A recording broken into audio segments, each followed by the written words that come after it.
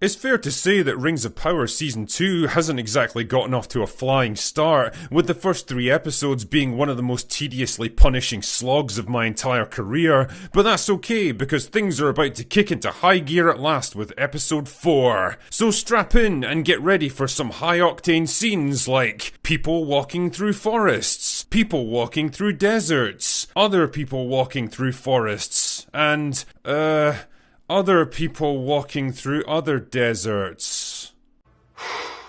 But wait, there's more. Want to know where Gandalf learned to use magic instead of being an angelic demigod who was specifically sent down to Earth with all the skills and knowledge that he already needed? Gandalf!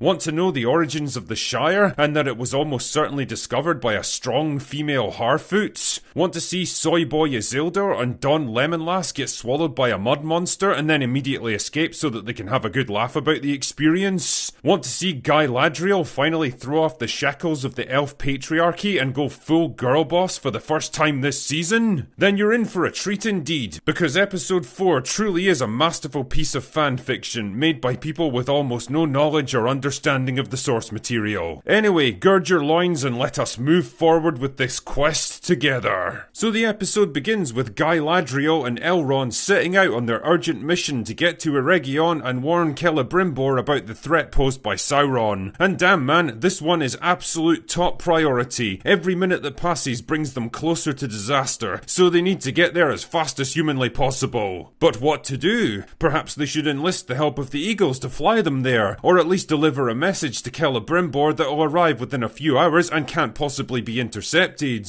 Or maybe they could ride there at top speed on horseback with a few hundred soldiers to back them up. No. Or they could gather a small handful of warriors and walk there, slowly, on foot.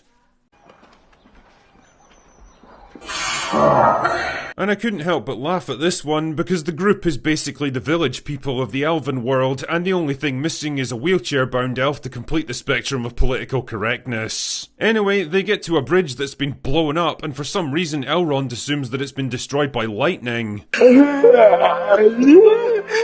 What the fuck? Since when does static electricity cause bridges to explode like they've been hit by a howitzer shell? Anyway, the only choice is to detour southward, and Galadriel says that's a bad idea because it's probably a trap, but he's like, nah, it'll be fine. And naturally, Galadriel gets proven right, and the group gets attacked by barrow wights that try to eat them or something. Remember them from the books? Remember how they were impervious to weapons and would magically regenerate every time they were hit? Nah, me neither, because that's totally not how they worked in Tolkien's world, but when has that ever stopped Rings of Power, eh? Meanwhile, Discount Frodo and Sam are wandering in the desert after getting blasted hundreds of meters into the air by Gandalf's tornado, because that's definitely something that you can survive and walk away from.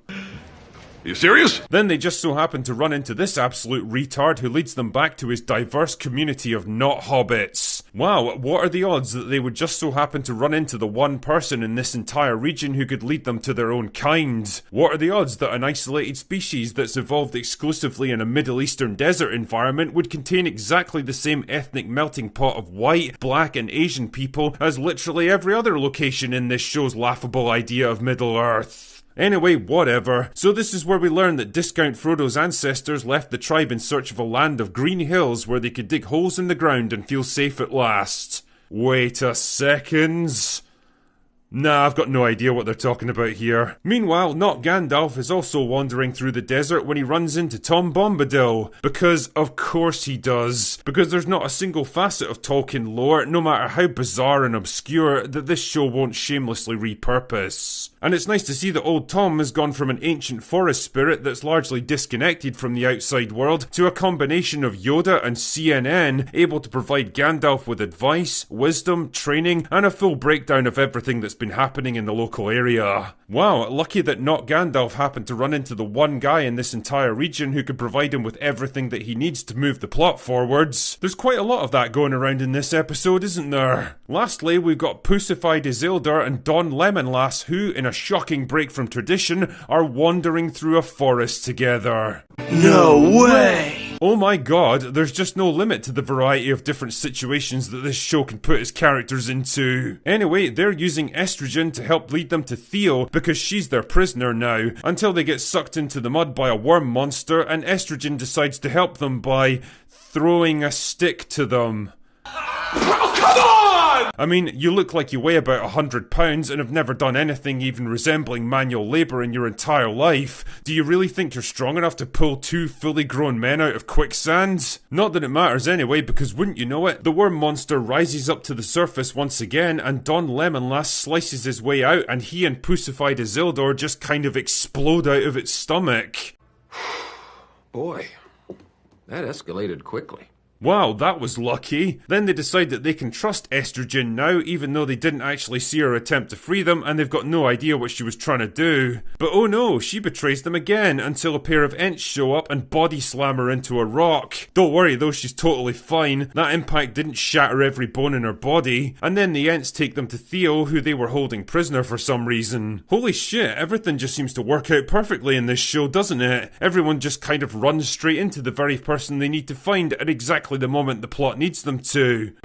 Bullshit! Fucking $1 billion script writing there. And then the episode ends with Galadriel and the elf village people running into Adar and his army invading Eregion on their way to kill Sauron. Wow, what are the odds of that, eh? So Galadriel goes full girl boss and takes on the entire orc army herself to buy time for the others to escape. And wow, if you thought the fight scenes from season 1 were cringe-inducing, then believe me, you have not seen what I have seen. Truly, these may be the most accommodating stuntmen I think I've ever seen in my life, patiently standing around her in a circle while she dicks around and tries to remember where her mark is. You know, every time I think Rings of Power has hit rock bottom, it somehow finds a way to dig just a little deeper, shamelessly recycling and repurposing scenes, characters and dialogue from the books and movies, except strict of all context and meaning. Like, remember this line from Alien Romulus? Get away from her, you bitch. Remember how cheap and hollow and stupid it felt? Well, that's basically this entire episode for you. I honestly lack the words to properly convey how much I don't give a shit about the hobbits and their stupid subplot together. Removing them from the rest of their tribe felt like one of the few smart choices these writers actually made, but they've completely reversed that progress by introducing a whole new tribe that's functionally identical but more retarded and played by even worse actors, if you can believe that. Isildur is even more of a bumbling, gullible, effeminate pussy than last season, immediately falling head over heels for a girl that he's known less than a day, and consistently trusting her when she does nothing except screw him over. The character laughably pretended to be Gandalf is another complete moron who knows nothing, understands nothing, does nothing except to look confused, and has been stuck in the same tedious story arc for an entire season now. And then there's our girl Galadriel, who as always has to be the centerpiece of everything that happens in this show. I get the impression that even the showrunners were vaguely aware of how wildly unpopular this character was in season 1, and so they grudgingly made some small attempts to humanize her in season 2. The first few episodes did their best to present a more contrite, humbled version of the character, chastised by her king and stripped of her authority, but like an alcoholic that swore off the sauce for the last time, it's not long before she's back to her old ways. You can practically feel how resentful she is at having to take orders from Elrond in this episode, and honestly, I'm not sure if Morfydd Clark is acting here or just genuinely pissed off that people didn't warm to her take on the character. Either way, instead of appearing vulnerable and sympathetic, she comes across as petulant, passive-aggressive and resentful, like a child that's mad because they were forced to admit they fucked up.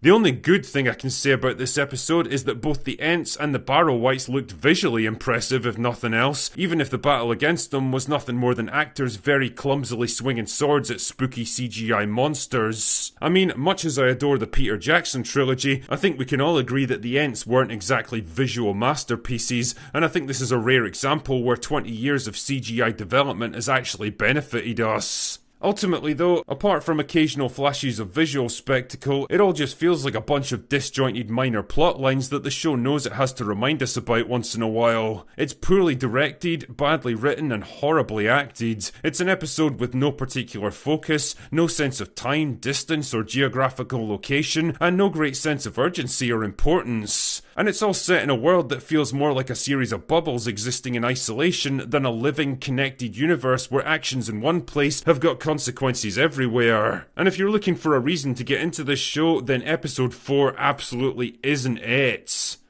Anyway, that's all I've got for today. Go away now.